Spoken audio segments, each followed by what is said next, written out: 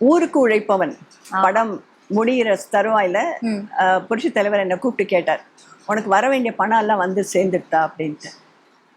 இல்லை சார் அப்படின்னு சொன்னேன்.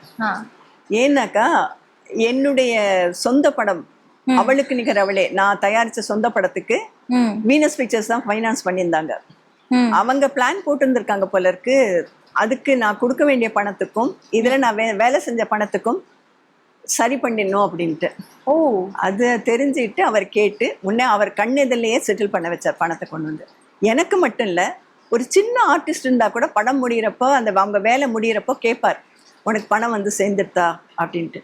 ஒரு ஆர்டிஸ்ட்னா அவங்க எப்படி கஷ்டப்படுவாங்க, எப்படி அவங்களுக்கு தேவை இருக்கும், அதெல்லாம் அவர் யோசிப்பாரோ என்னவோ தெரியாது.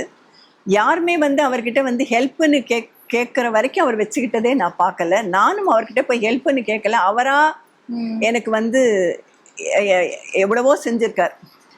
அது வள்ளல்னு சொல்றது அதுல ஒரு தப்பும் இல்லை.